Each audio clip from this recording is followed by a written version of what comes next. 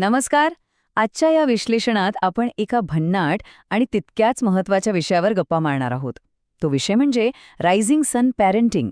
सोप्या भाषेत सांगायचं तर मुलांच्या सुट्ट्यांचा काळ हा केवळ टाइमपास न राहता त्यांना स्वावलंबी बनवण्यासाठी जपानी लोक जी अफलातून पद्धत वापरतात ना, ती आपण आज डिकोड करणार आहोत.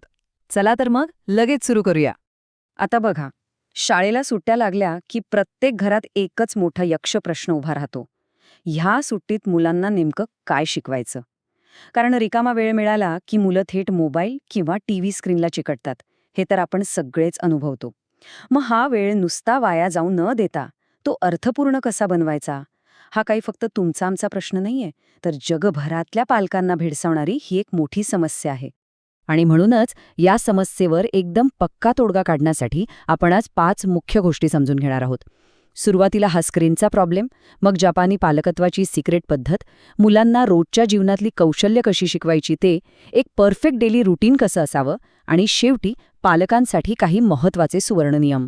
तर सर्वात आधी आपण आपला पहिला मुद्दा घेऊया, तो म्हणजे सुट्टीतला हा स्क्रीन टाईमचा प्रॉब्लेम आणि त्यावर नव्याने कसा विचार करता येईल हे पाहूया. होतं काय माहितीये, अनेकदा आपण प्रेमापोटी मुलांना सगळं काही अगदी आयतं हातात देतो. पाण्याची बाटली भरून देण्यापासून ते अगदी जेवणाचं ताट वाढण्यापर्यंत सगळं काही. याचा परिणाम असा होतो की घरातल्या कामांमध्ये त्यांचा सहभाग चक्क शून्य असतो. पण आता जपानी पद्धतीचा विचार करा. तुम्हाला तो फिफा वर्ल्ड कपचा किस्सा आठवतोय? मॅच संपल्यावर जपानी प्रेक्षकांनी संपूर्ण स्टेडियमचा कचरा स्वतःहून उचलून साफ केला होता. बापरे, केवढी ती शिस्त! आणि ही शिस्त येते कुठून? तर जपानमध्ये लहान मुलांना अगदी सुरुवातीपासूनच स्वतःची कामं स्वतः करायची सवय लावली जाते. हाच तो खरा फरक आहे. आणि इथूनच आपण आपल्या दुसऱ्या टप्प्याकडे वळतो, जिथे आपण जपानी पालकत्वाचा हा ब्ल्यूप्रिंट किंवा आराखडा समजून घेणार आहोत. हेच त्यांच्या नैसर्गिक आत्मविश्वासाचं खरं रहस्य आहे.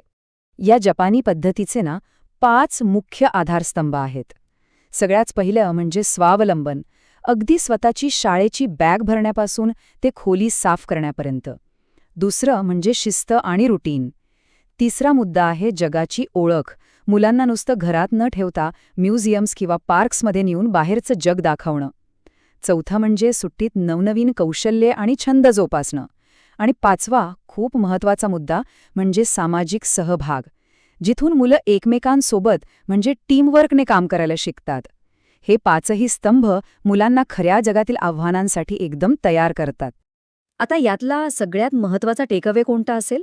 तर तो हा की जेव्हा मुलं स्वतःची कामं स्वतः करायला लागतात ना, तेव्हा त्यांचा आत्मविश्वास अगदी नैसर्गिकरित्या वाढतो. आपण अनेकदा काय करतो, मुलांचे लाड करताना त्यांना या छोट्या छोट्या कामांपासून दूर ठेवतो. पण खरं सांगायचं तर स्वतःची बॅग भरणं किंवा जेवल्यावर स्वतःचं ताट उचलून ठेवणं, या दिसायला अगदी साध्या वाटणाऱ्या कृतींमधूनच त्यांच्यात एक भक्कम स्वाभिमान आणि आत्मविश्वास निर्माण होत असतो. मग ही शिस्तीची सवय लागते तरी कशी? त्याची पहिली आणि एकदम सोपी वाटणारी पायरी म्हणजे सुट्टी असली तरी सकाळी वेळेवर उठणं. होय, सुट्टीतही. दुसरी पायरी म्हणजे दिवसभरात फक्त खेळण्यात वेळ न घालवता अभ्यास आणि खेळ यांचा एक मस्त समतोल राखणं. आणि मजा बघा, यातूनच तिसरी पायरी आपोआप साध्य होते. ती म्हणजे टाईम मॅनेजमेंट किंवा वेळेचं व्यवस्थापन. यासाठी तुम्हाला मुलांवर ओरडायची किंवा धाक दाखवायची अजिबात गरज पडत नाही. फक्त वेळेवर उठण्याच्या एका साध्या सवयीतून मुलं आयुष्यभरासाठी लागणारं टाईम मॅनेजमेंट अगदी हसत खेळत शिकून जातात. आता आपण तिसऱ्या भागाकडे जाऊया. ही सगळी थिअरी प्रत्यक्ष आपल्या घरात, रोजच्या जीवनात कशी आणायची, घरातली कामं करत करतच मुलांना जीवनकौशल्य कशी शिकवायची, ते आता पाहूया. आता हे बघा, घरातील साध्या सोप्या कामांची सांगड थेट लाईफ स्किल्स म्हणजे जीवनकौशल्यांशी कशी घातली जाते, हे पाहणं खरंच थक्क करणार आहे. उदाहरणार्थ, लादी पुसण्यासारखं किंवा कपडे धुण्यासारखं काम मुलांना दिलं तर त्यातून त्यांना स्वच्छतेची सवय लागते. जवळच्या दुकानातून किराणा आणायला सांगितलं तर त्यातून त्यांच्यात एक जबाबदारीची जाणीव आणि स्वातंत्र्य निर्माण होतं. आणि सर्वात भारी गोष्ट म्हणजे, जर मुलांना मोबाईल वापरायचाच असेल तर त्यांना एखादी उपयुक्त माहिती इंटरनेटवर शोधायला सांगा. यातून काय होतं तर त्यांच्या त्या डिस्ट्रॅक्शनचं रूपांतर थेट पॉझिटिव्ह डिजिटल स्किल्समध्ये होऊन जातं. एकदम सोपं आणि प्रभावी. याशिवाय अजून एक भन्नाट आणि क्रिएटिव्ह कल्पना म्हणजे स्लॅम बुक ॲक्टिव्हिटी. सुट्टीत मुलांना त्यांचं स्वतःचं एक स्लॅम बुक तयार करायला देणं हा एक अत्यंत मजेदार प्रोजेक्ट असू शकतो. यामध्ये मुलं त्यांच्या आवडीनिवडी, त्यांची स्वप्न, मित्रमैत्रिणींबद्दल लिहू शकतात. याचा फायदा काय? तर मुलं स्क्रीनपासून तर दूर राहतातच, शिवाय त्यांच्या कल्पकतेला जोरदार चालना मिळते. आणि हो, कुटुंबासोबतच्या काही कायमस्वरूपी गोड आठवणीही याच निमित्ताने तयार होतात. चला तर मग आता आपल्या विश्लेषणाच्या चौथ्या टप्प्यात प्रवेश करूया. आतापर्यंत आपण ज्या गोष्टी पाहिल्या त्या एका दिवसाच्या परफेक्ट रुटीनमध्ये कशा बसवायच्या ते पाहूया. हे एक अतिशय प्रॅक्टिकल असं दैनिक वेळापत्रक आहे. बघा, सकाळी मुलांमध्ये ऊर्जा भरपूर असते, तेव्हा तो वेळ अभ्यास आणि वाचनासाठी ठेवायचा. दुपारच्या वेळेत घरातली छोटी मोठी कामं, स्वतःचे छंद जोपासणं आणि हो, थोडासा मर्यादित स्क्रीन टाईम दिला तरी चालेल. त्यानंतर संध्याकाळचा वेळ हा घराबाहेर जाऊन मैदानी खेळ खेळण्यासाठी राखीव असायलाच हवा, कारण फिजिकल ॲक्टिव्हिटी खूप महत्त्वाची आहे. आणि शेवटी रात्री झोपण्यापूर्वी फॅमिली टाईम एन्जॉय करायचा आणि दुसऱ्या दिवसाचं थोडंसं प्लॅनिंग करून ठेवायचं. जपानी लोकांच्या आयुष्यातल्या ह्या परफेक्ट बॅलन्सचं हे एक उत्तम उदाहरण आहे, जे आपण कोणत्याही घरात सहज वापरू शकतो. आता आपण शेवटच्या आणि अत्यंत महत्त्वाच्या अशा 5व्या टप्प्याकडे आलो आहोत. हे सगळं यशस्वीपणे अंमलात आणायचं असेल तर पालकांसाठी काही गोल्डन रूल्स आहेत, कारण यासाठी पालकांचा संयम खूप गरजेचा असतो. हे 4 नियम ना प्रत्येक पालकाने कायम लक्षात ठेवायला हवेत. पहिलं म्हणजे मुलांनी एखादं छोटंसं काम जरी केलं तरी त्यांना सतत प्रोत्साहन द्या आणि त्यांचं मनोत्सुक कौतुक करा.